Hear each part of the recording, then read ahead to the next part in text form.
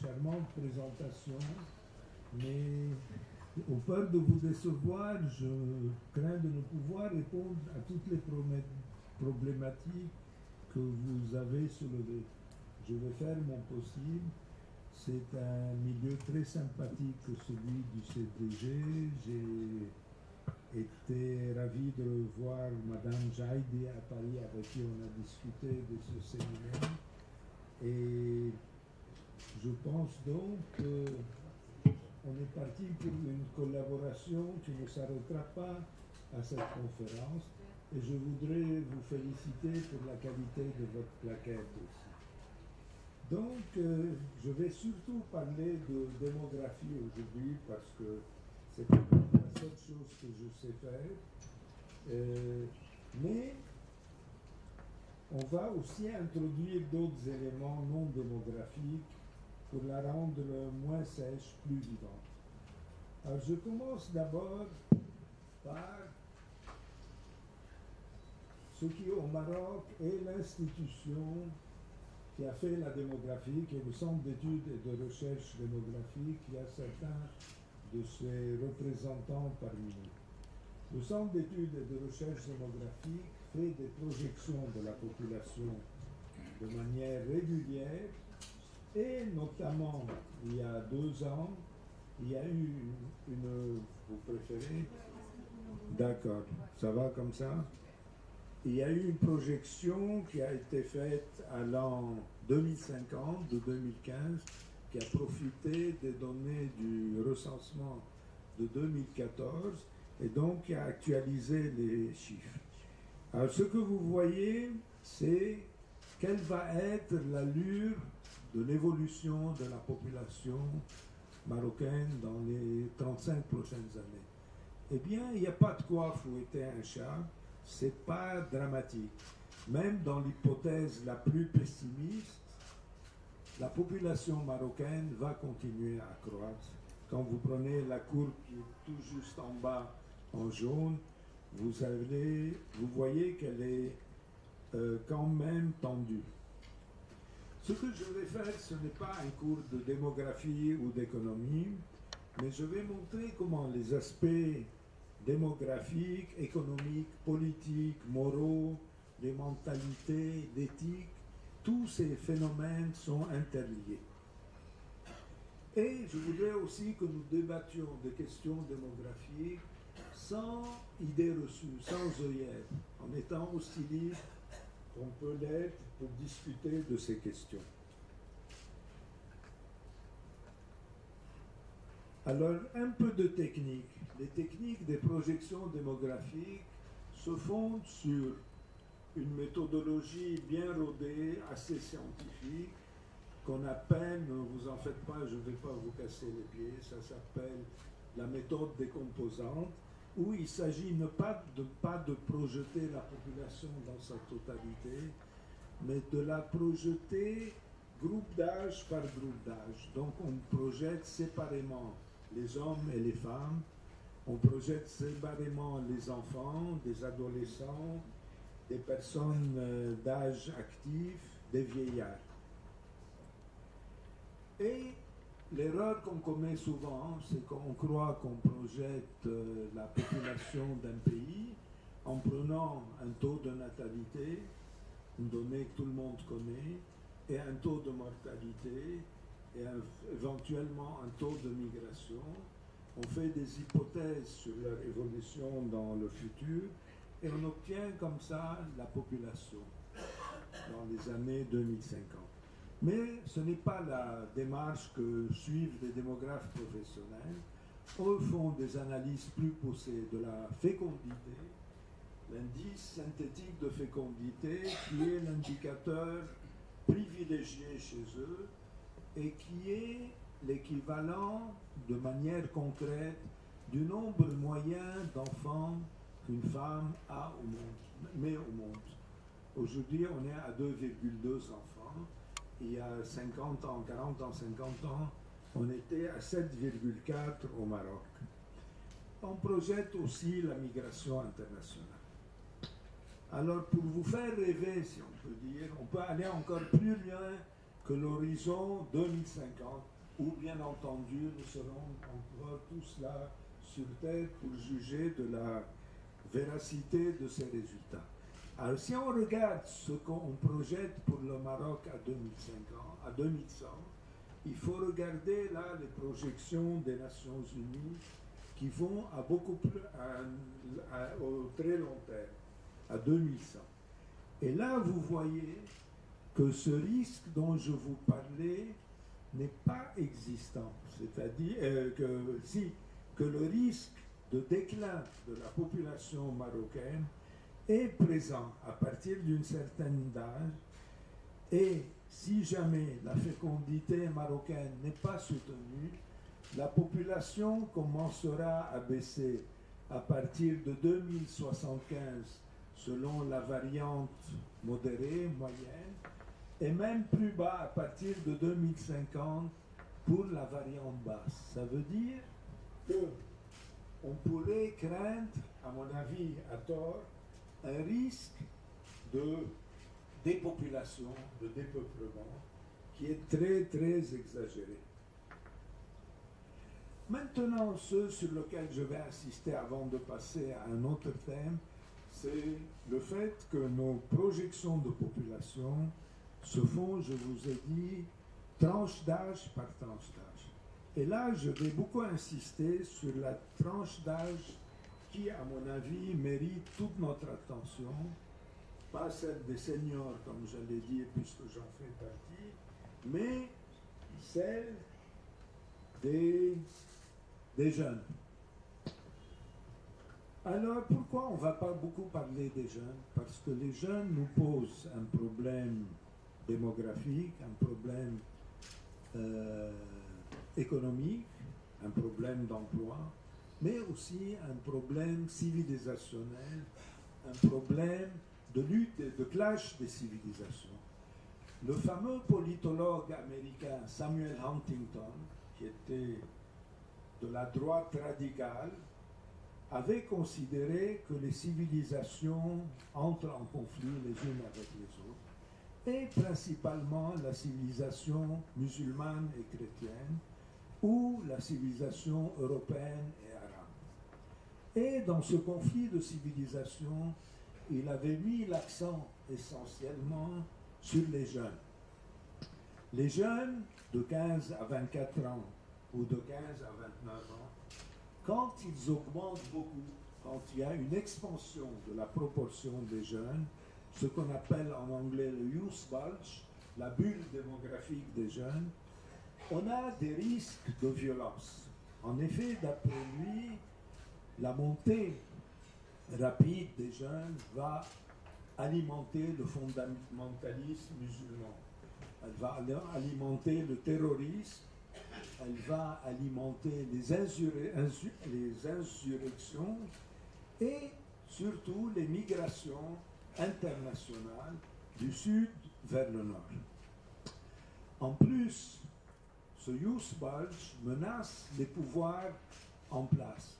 Pas seulement les pouvoirs des pays arabes ou des pays musulmans, mais aussi et surtout de son point de vue, là, il menace les pouvoirs des pays européens, des pays occidentaux.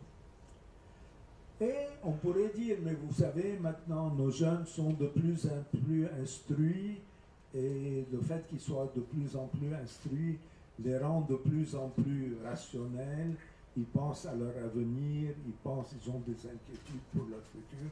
Eh bien, d'après lui, pas du tout. Parce que d'après lui, les plus instruits sont les plus dangereux. En effet, il cite parmi son argumentaire le fait que Ben Laden était un ingénieur, le fait que beaucoup des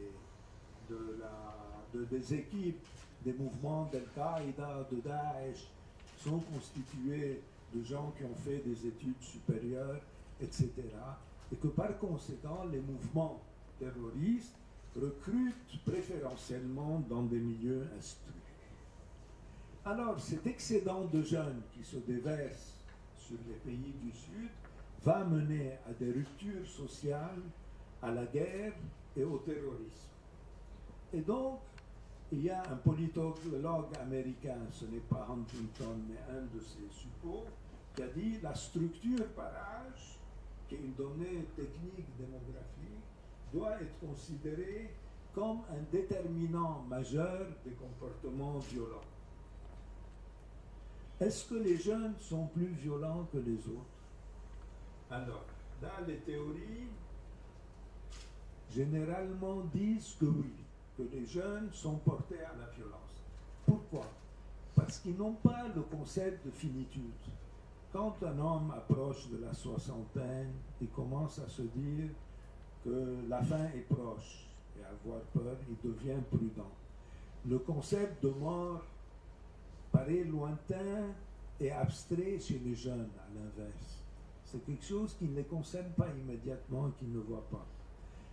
Certains vont même à dire que pour des raisons biologiques, le lobe frontal du cerveau, qui est censé inhiber les comportements violents, est beaucoup moins développé chez les jeunes que chez les personnes adultes ou âgées. Et quand on voit les statistiques des homicides en Occident, aux États-Unis par exemple, on voit des atteintes à la propriété. La proportion de jeunes parmi les personnes incriminées est beaucoup plus importante que pour le reste de la population. Les familles de taille élevée, quand vous avez des familles de 5, 6, 7, 10 enfants, seraient aussi des foyers de violence potentielle en raison de la concurrence entre les garçons ou entre les garçons et les filles dans une famille où les ressources sont limitées. Le lumpenprolétariat des villes, ce sont ces jeunes vagabonds oisifs, ce que les Algériens appellent les haïtéines, c'est-à-dire ceux qui soutiennent les murs qui n'ont rien à faire. Eh bien, ils seraient tentés par le radicalisme. Et qu'est-ce qui aggrave ce phénomène? C'est le phénomène de célibat imposé. De plus en plus, du fait que le mariage coûte de plus en plus cher, du fait que les jeunes, beaucoup de jeunes n'ont pas les moyens de réunir l'argent nécessaire, ils ont par conséquent, ils sont contraints à un célibat forcé, à des âges avancés, qui les pousse donc, qui les met dans des situations de frustration sexuelle. Et comme dirait Freud, la frustration sexuelle mène automatiquement à la violence. Mais ceci, pour vous rassurer, ce n'est pas seulement un phénomène arabe ou musulman.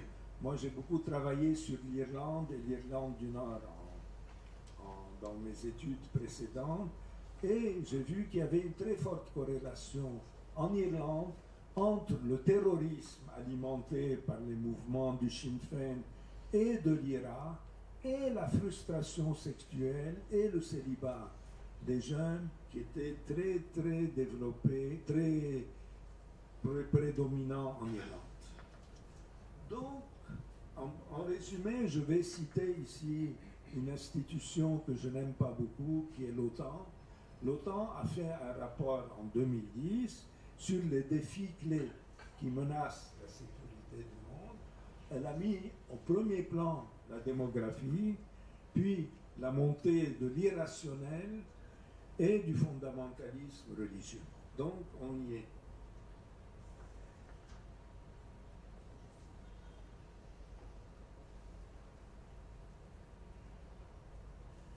Alors, voyons maintenant les réalités démographiques. On a dit qu'on va comporter les idées ou les idées reçues aux réalités. Dans les années 60, il y a, disons, une cinquantaine d'années, la bulle démographique, c'est-à-dire l'expansion rapide des jeunes, était très forte. Le pourcentage des 15 à 24 ans atteignait 15 à 20% dans les pays arabes. Mais en l'an 2000, cette situation s'est encore aggravée puisqu'on était à 23-24% de hausse de la bulle démographique. Mais depuis, on assiste à un dégonflement de cette bulle démographique et les jeunes ne vont plus être surreprésentés dans la population, comme je vais vous le montrer sur ce graphique. Voilà la bulle démographique des 15 à 24 ans dans les différents pays du Maghreb. Vous voyez qu'au Maroc, aussi bien qu'en Tunisie, qu'en Algérie ou qu'en Libye, la proportion des 15 à 24 ans a beaucoup augmenté entre les années 60 et l'an 2000. Si vous regardez nos voisins du Proche-Orient, vous avez le même phénomène. Une montée rapide de la population des jeunes, des 15-24 ans, avec la Palestine qui émerge comme le pays où cette bulle démographique a été la plus forte. Mais ensuite, si on voit la partie prospective, qu'est-ce qui s'est passé à partir de 2000? Là, vous voyez très nettement qu'il y a un effondrement de cette bulle démographique. C'est-à-dire que la proportion des jeunes s'arrête d'augmenter et diminue très fortement. Et la même chose se passe au Machrek. Le Maroc, lui, il connaît la même phase. Le Maroc, on va le dire, a de nombreuses spécificités démographiques, mais là aussi, il a anticipé le Youth Bulge. Il y a eu d'abord un Youth Bulge élevé au Maroc jusqu'aux années 75, et ensuite, il y a eu un dégonflement de la bulle. Alors, qu'est-ce qu'on peut en dire du point de vue politique? Si on fait une corrélation entre la démographie et le politique, avant, il y avait un Youth Bulge et des sociétés instables, des sociétés où il y avait des problèmes, où il y avait des révolutions, où il y avait des conflits politiques. À partir de maintenant, avec le déclin du Youth Bulge, la situation va se pacifier et on va avoir de moins en moins de risques de conflit. Ça, c'est si on traduit automatiquement la théorie de Huntington du passé vers le futur. Est-ce qu'il a raison, il a tort?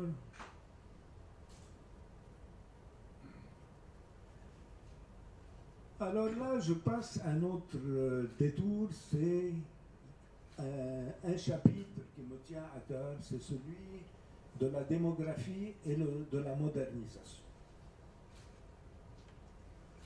L'Europe a lancé la révolution culturelle. La révolution culturelle, c'est l'instant où, chez les jeunes, disons de 20-24 ans, il y avait plus de personnes éduquées, instruites, qui ont fréquenté l'école, que de personnes non scolarisées, analphabètes. La révolution culturelle a commencé en Allemagne au XVIe siècle avec Luther, le pasteur Luther, qui a décidé que ce n'était pas possible d'avoir des protestants qui ne savent pas lire et interpréter la Bible. À partir de ce moment-là, l'instruction obligatoire a commencé à se généraliser. L'exemple de l'Allemagne a tout de suite déteint sur le reste de l'Europe.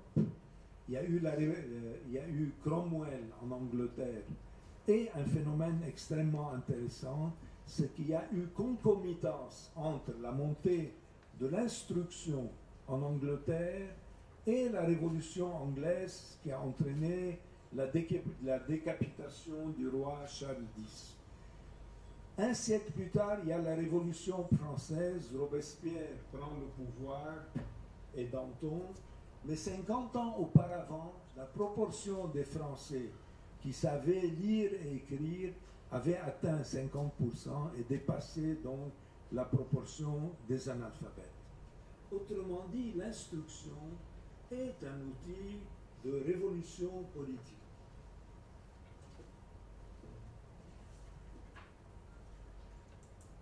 Et de ce point de vue-là, il est très important de rappeler que la démographie, qui est une science aride qui utilise les chiffres, est quelque chose qui va au plus profond de l'intimité de l'individu et des sociétés. Puisque la démographie porte sur l'union entre les individus, sur la sexualité, sur la reproduction, sur les relations des parents et des enfants, sur la mésentente et le divorce, et enfin sur la mort. Ce sont donc toutes les réalités de l'individu et des collectivités qui sont prises en compte par les données démographiques. Et pour le résumer en un mot, la démographie est une psychanalyse des sociétés.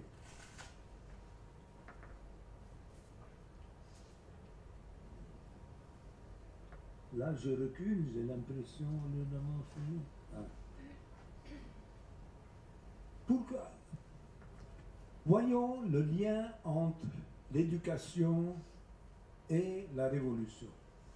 L'instruction, lorsque l'instruction se généralise, l'individu tend à devenir de plus en plus autonome. Lorsque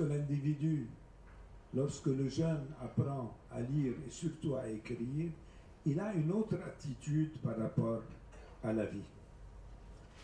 Et ceci, qui était vrai dans l'Europe du XVIIe, du XVIIIe siècle, est aujourd'hui vrai au Maroc. Et quand vous regardez cette belle courbe qui vous donne la proportion des Marocains selon le sexe et l'âge, vous voyez que la proportion de ceux qui savaient lire et écrire ou qui n'ont pas fréquenté l'école atteignait des proportions gigantesques pour les personnes qui avaient 70 ans et plus, alors qu'aujourd'hui, la proportion des Marocains et des Marocaines, avec un très fort rapprochement entre les garçons et les filles, est devenue presque nulle. Elle est de l'ordre, la proportion est de l'ordre de 95% aujourd'hui de garçons et de filles qui fréquentent l'école. Ce gain en instruction va avoir des répercussions colossales sur la mortalité, sur le mariage, sur la fécondité. Dans toutes les générations, les hommes sont plus instruits que les femmes, mais depuis une dizaine d'années, il n'y a plus de différence phénoménale entre les garçons et les filles ont bientôt rattrapé leur retard sur le sexe masculin. Or, l'école, c'est l'accès à la modernité. Le fléau de l'analphabétisme qui frappait les filles et le rural au Maroc va bientôt disparaître. 9 filles sur 10, même des jeunes rurales, ont fréquenté l'école. C'est quand même un progrès sidérant sur lequel on n'insiste pas assez, à mon avis. Parce que des individus instruits, du point de vue démographique, ils saisissent que le fait de donner la vie leur revient en propre. L'attribut de dire je veux avoir des enfants ou ne pas avoir des enfants, et ça c'est le produit positif de l'instruction, ça devient une décision de l'individu ou plutôt du couple.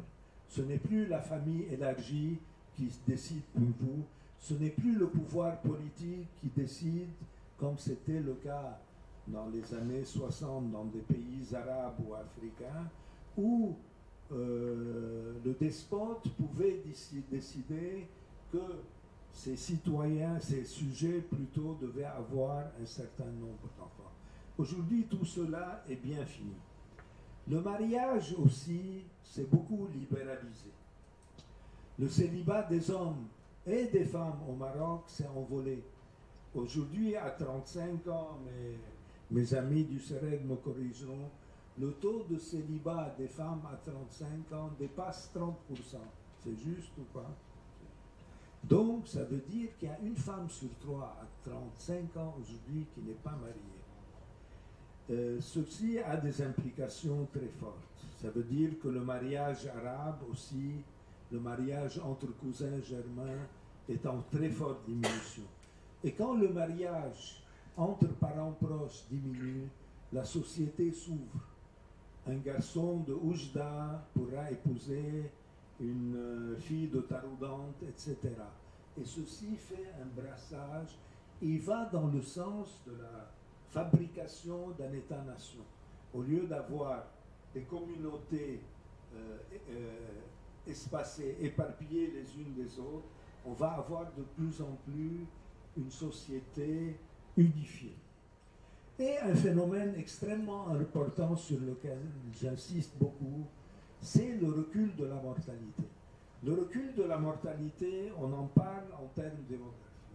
On dit l'espérance de vie du Marocain est passée de 43 ans dans les années 40 ou 50 à 76 ans aujourd'hui. Mais il faut se rendre compte de la portée mentale de cette très forte chute de la mortalité. Avant, le Marocain était fataliste puisque la mort était là à tous les coins de rue. Aujourd'hui, le Marocain n'est pas devenu immortel puisque personne n'est immortel, mais le fléau, le spectre de la mort s'est éloigné. Aujourd'hui, on ne craint plus quand on a 65 ou 70 ans de mourir à tous les coins de rue, puisqu'on sait qu'il y a la santé qui vous protège, etc. Et ceci est un capital économique colossal, puisque ça dynamise la perception des gens. Les gens qui atteignent un certain âge vénérable peuvent aujourd'hui se lancer dans des projets d'investissement, dans des projets humanitaires aussi, dans des projets culturels, etc. Alors qu'avant, ils restaient dans leur lit à attendre patiemment la mort. Et ceci est un phénomène extrêmement important, celui de la baisse très forte de la mortalité, et aussi l'augmentation d'un autre facteur démographique, qui est l'augmentation de l'espérance de vie en bonne santé. Alors, voyons maintenant ce qu'on peut dire de la transition démographique marocaine.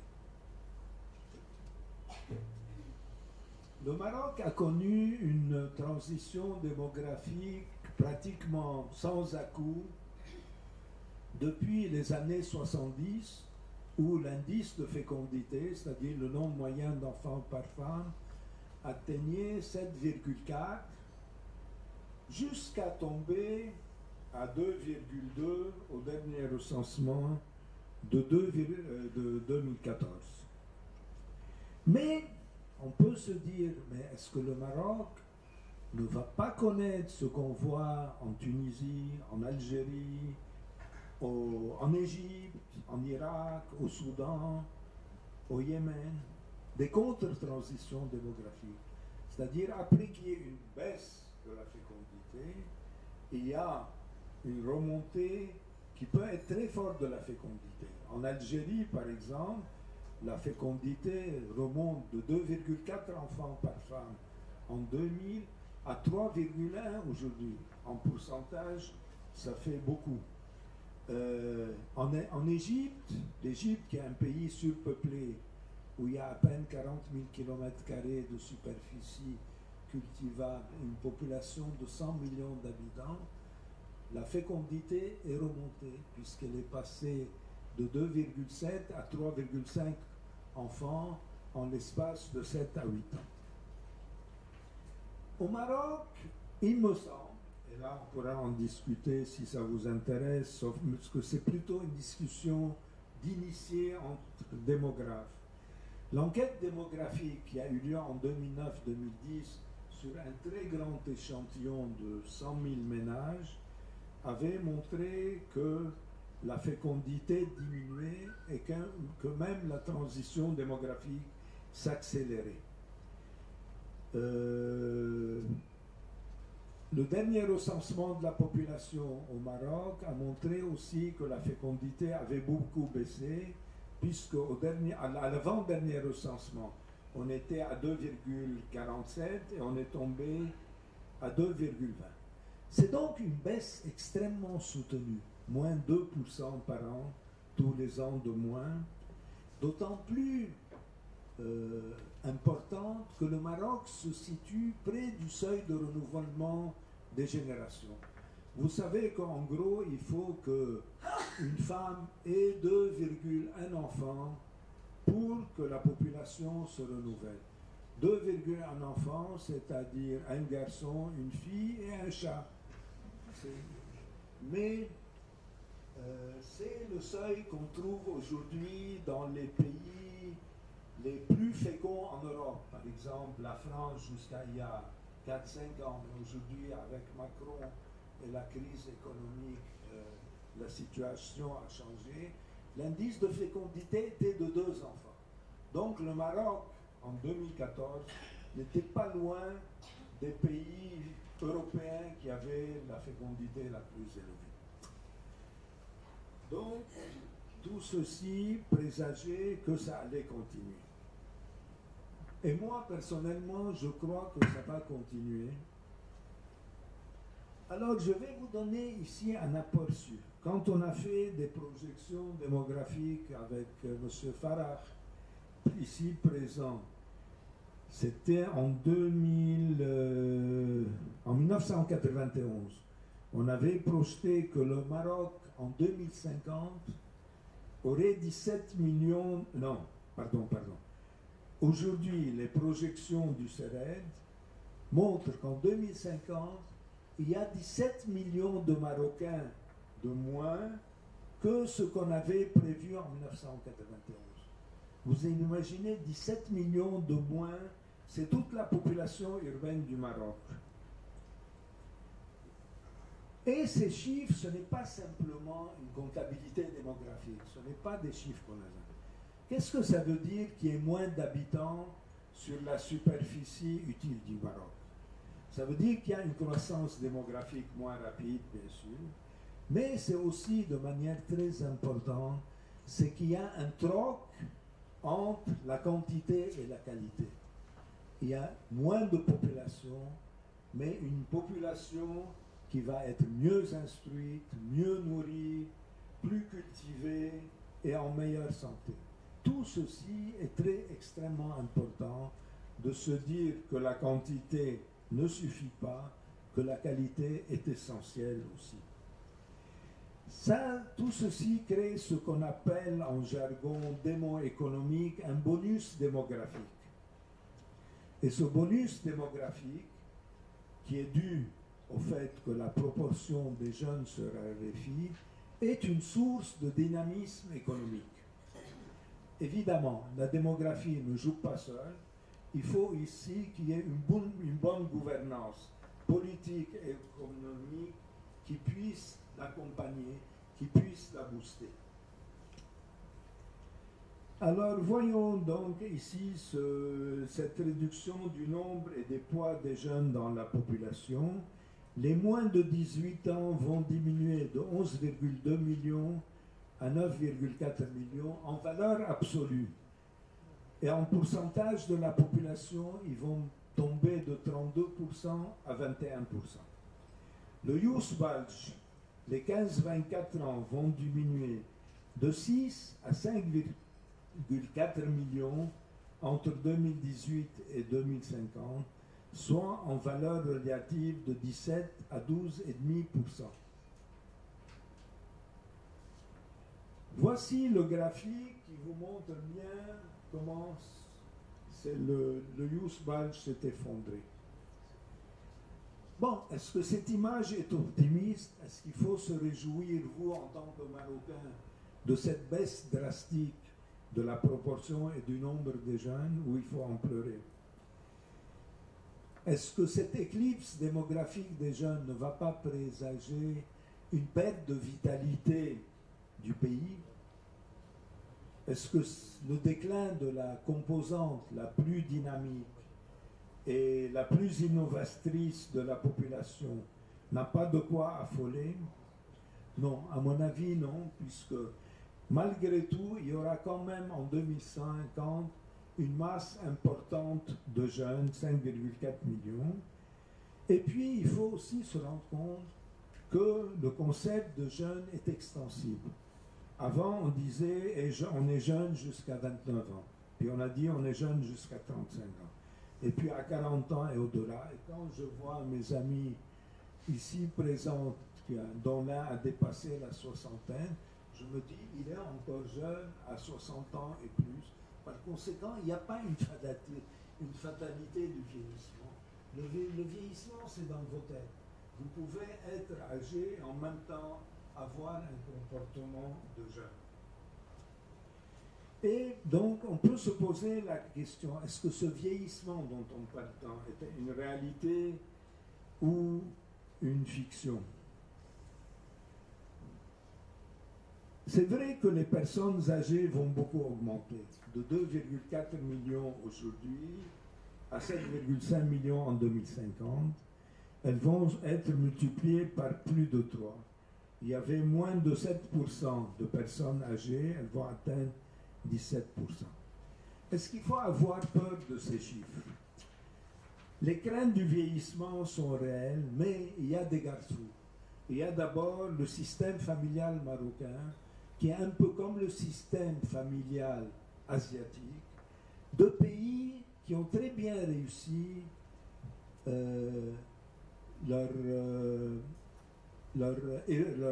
qui ont très bien réussi sur le plan économique. Je pense à la Thaïlande, à la Corée du Sud.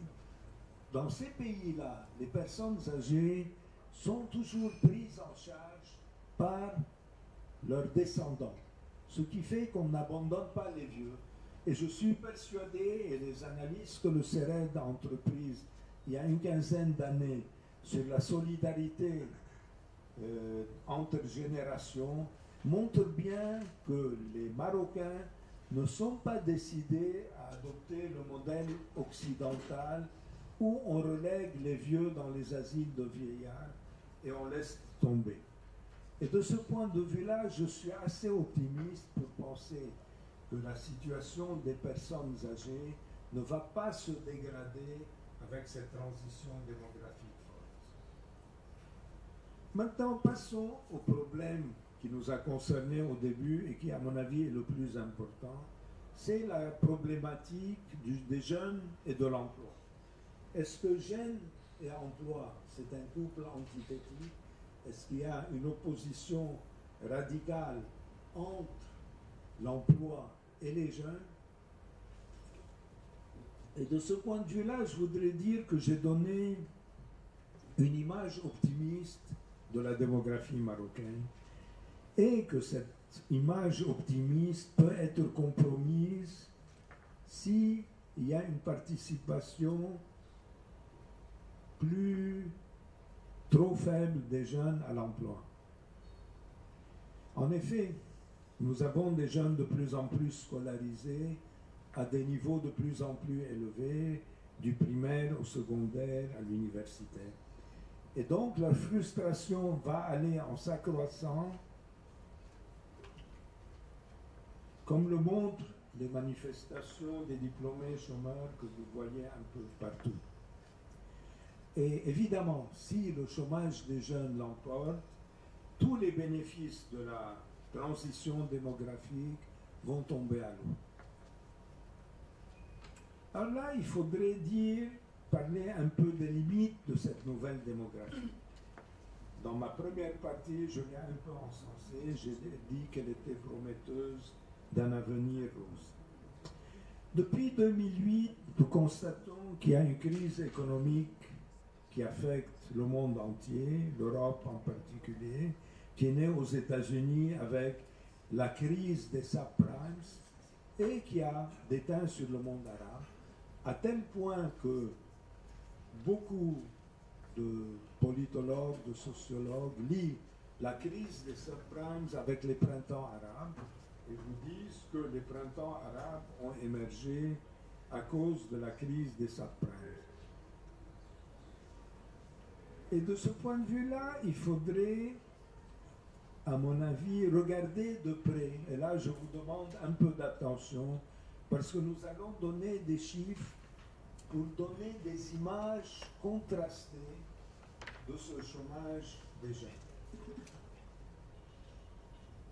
Je me place en l'an 2000. C'était une année pleine de menaces et la bulle démographique était à son apogée. On pouvait donc craindre une dégradation du marché de l'emploi. Mais quand on voit la réalité des chiffres de l'emploi durant la décennie des années 2000, on voit que la situation est peut-être moins dramatique qu'une certaine presse aurait pu le montrer. D'abord, ce qu'on constate, et qui est une bonne chose, c'est que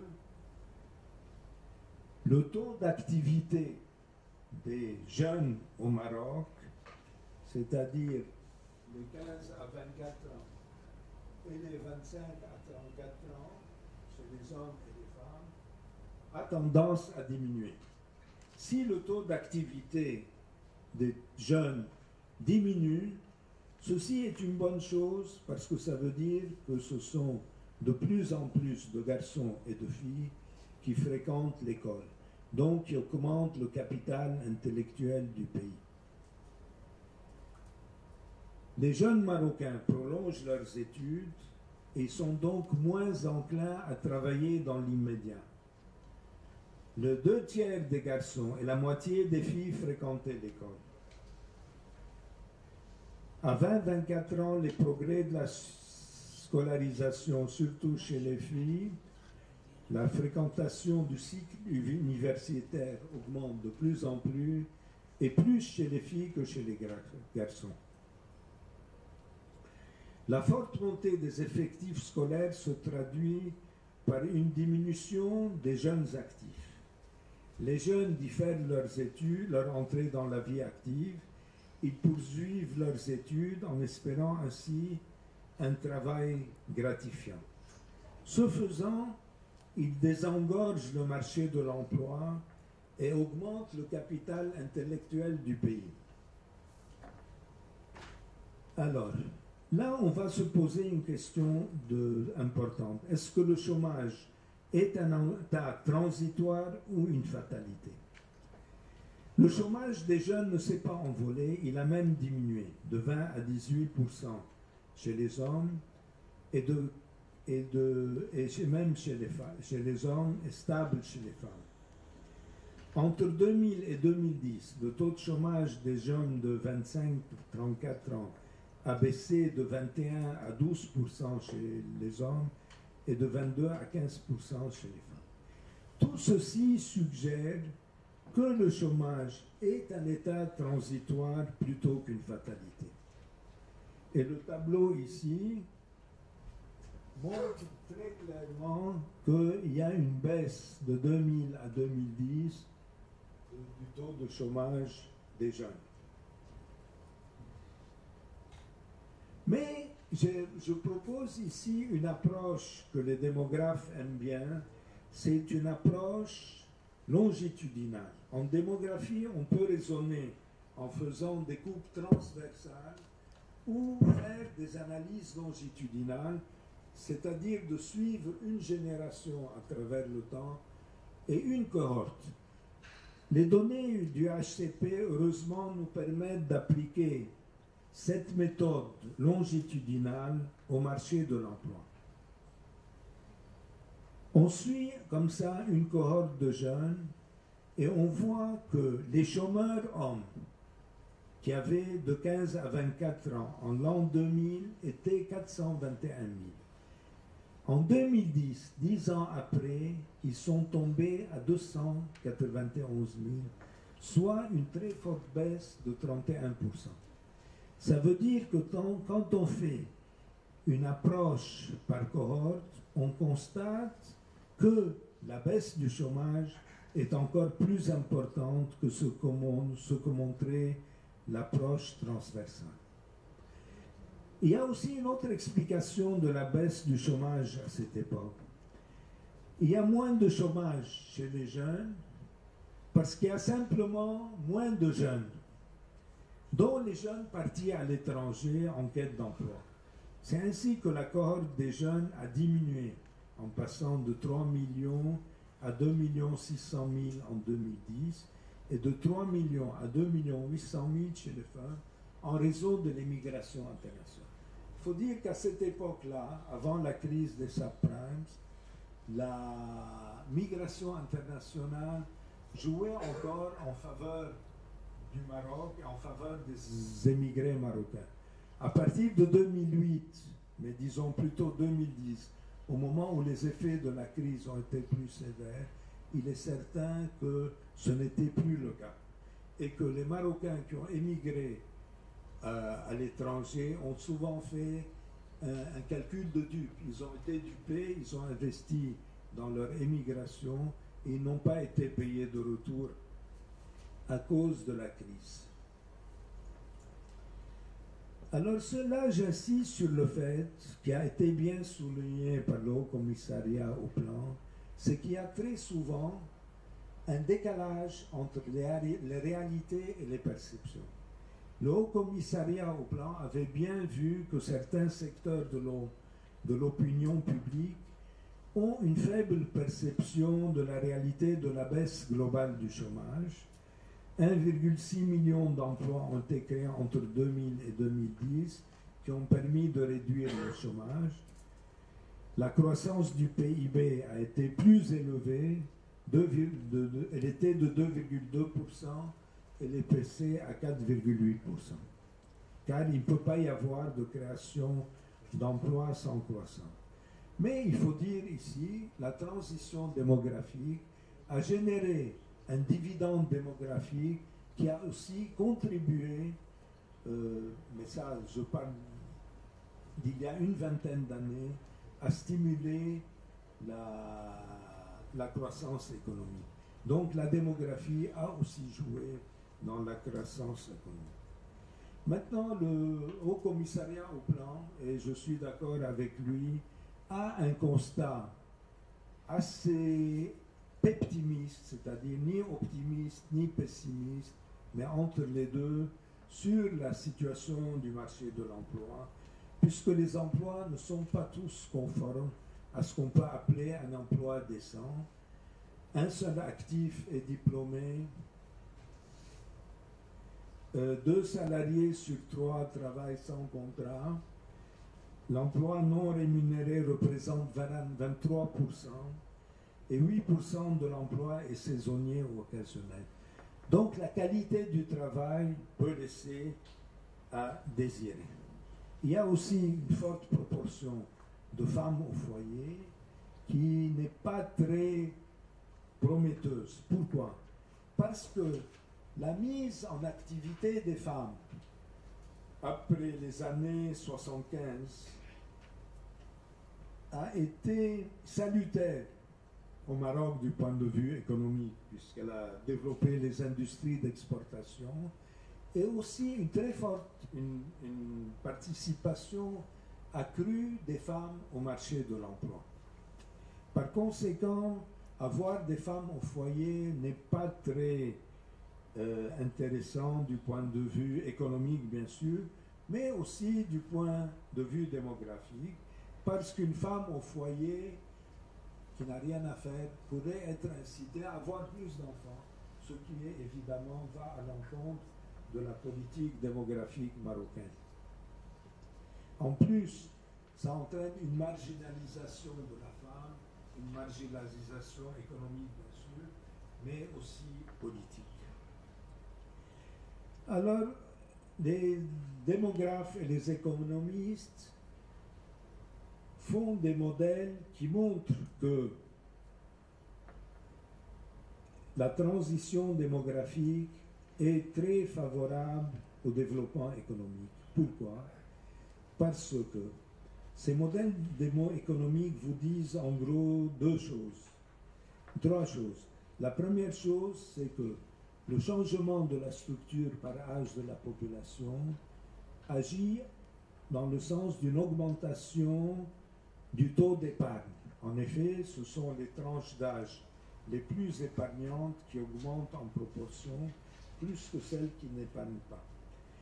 Il y a une augmentation du taux national d'investissement qui est une réalité très forte au Maroc, puisque Le taux d'investissement au Maroc est l'un des plus élevés au monde, il atteint 34% du PIB. Et aussi, très important, il y a une augmentation de ce qu'on appelle les investissements économiques par rapport aux investissements démographiques. Les investissements économiques sont ceux qui créent de la valeur. Les investissements démographiques, c'est ceux qui sont là simplement pour faire face à la croissance de la population. Construire une école, recruter un enseignant, construire un hôpital.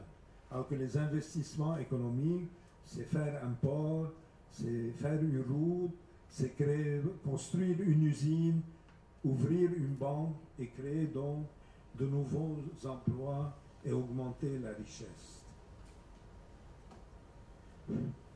Alors, je ne sais pas combien de temps il me reste. Peut-être Madame Jaïdi, vous ne savez pas. Un petit quart d'heure peut-être. Un petit quart d'heure, comme ça on peut interagir avec la scène si vous le souhaitez. D'accord. Un petit quart d'heure, ça me suffit amplement. Alors, en 2006, j'avais écrit un rapport avec Emmanuel Todt qui s'intitulait « Révolution culturelle au Maroc, le sens d'une transition démographique ». Et on mentionnait dans cette étude les risques économiques et politiques sur l'emploi. Et on a évalué à l'époque, il y a une dizaine d'années, que le nombre d'entrants sur le marché de l'emploi allait se stabiliser et que le nombre d'entrées nettes, c'est-à-dire les entrées moins les sorties, allait diminuer. Donc le marché de l'emploi, à partir de 2015-2020, serait moins tendu. En 2018, en prenant le recensement de 2014, j'ai refait ces estimations qui nous donnent des résultats encore plus intéressants. Le niveau des entrées sur le marché de l'emploi, du point de vue démographique, se stabilise et le niveau des sorties, lui, augmente de manière assez importante. Alors tout ceci nous donne un aperçu relativement optimiste pour les effets démographiques sur le marché de l'emploi. Et on pourrait théoriquement, si on utilise les modèles démo-économiques que j'ai utilisés, et là je fais mon autocritique pour dire on ne peut pas utiliser uniquement les modèles démo-économiques pour décrire la réalité.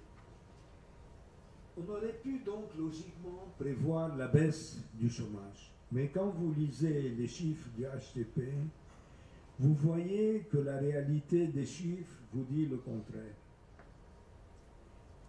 Car si la nouvelle démographie est porteuse en termes de ralentissement des effectifs et en termes d'épargne et d'investissement, les créations d'emplois peuvent rester insuffisantes. Donc il y a un pessimisme ambiant. Le chômage a continué à augmenter. Il était à 9,9% en 2016, à 10,2% en 2017. En 2018, on le projette à 10,5%. Le chômage des jeunes, lui, va augmenter de manière encore plus forte, de 24,9 à 26,5. Et plus inquiétant, il va augmenter dans les villes, de 44,5 à 45,2. Il va approcher les 50% en 2018. La population en état de sous-emploi a augmenté, même de manière modeste. La féminisation de la main-d'œuvre, facteur très important dans l'histoire démographique du Maroc, a diminué de 25,3 à 24,2. Et les NEETs, c'est un nouveau concept qui veut dire Not in Education, Employment or Training, ni dans l'emploi, ni dans l'éducation, ni dans la formation, atteint 2,7 millions chez les 15 à 19 ans, 30% de cette tranche d'âge qui sont en fait des haïtiens, ils n'ont rien à faire, ni à se former, ni à aller à l'école, ni à avoir un emploi. Donc, malgré le dividende démographique, c'est-à-dire cette hausse du taux qui a provoqué la hausse du taux de l'épargne à 30% du PIB et le taux d'investissement à 34% et la part des investissements économiques, ce tableau vous montre quand même une réalité beaucoup moins rose, avec un PIB qui s'accroît de manière chaotique et parfois même qui baisse beaucoup. Les créations nettes d'emplois qui se cassent la gueule, qui se fondent à 37 000 en 2016. Or, optimistement, on prévoyait qu'il faudrait 350 000 emplois annuels à créer. Mais même dans la meilleure année, en 2006, le nombre était resté en deçà des 350 000. 74 000 en 2016-2017. En 2017-2018, le HCP annonce 117 000 créations d'emplois. C'est beaucoup mieux qu'avant, mais c'est quand même nettement en deçà des 350 000. Le chômage a un peu reculé de 9,3 à 9,1, moins pour les jeunes. À quel point est-ce qu'on peut proposer des mesures? Moi, je ne suis pas en mesure de proposer des mesures pour pallier la situation de l'emploi. Mais je collecte ce qui m'a été dit à des conférences, dans des discussions avec des amis. Voici les principaux problèmes qu'on adresse à la politique d'investissement. D'abord, les investissements publics privilégient des infrastructures, transport, dans le transport aérien notamment, le TGV, qui ne sont pas prioritaires pour l'emploi, qui prennent beaucoup de capital, mais ce créent peu d'emplois. Le secteur privé est resté très timoré, très timide, et répugne à créer des emplois. En plus, l'actualité nous montre qu'il y a une réalité sociale assez bouillonnante au Maroc, avec le mouvement du Hirak, avec des mouvements sociaux qui ont pour risque d'inciter les patrons à être beaucoup trop timorés en se disant on ne veut pas recruter des ouvriers, des employés parce qu'ils vont se mettre en grève. Donc il y a aujourd'hui une très grande peur du secteur privé pour se lancer dans des projets créateurs d'emplois.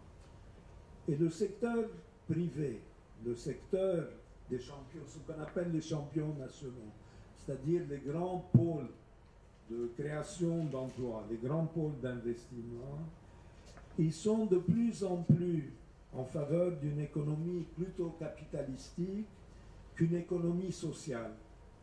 Et la question du chômage des jeunes, de l'emploi, etc., leur importe peu. Et voilà ce que j'avais donc à vous dire en peu de mots.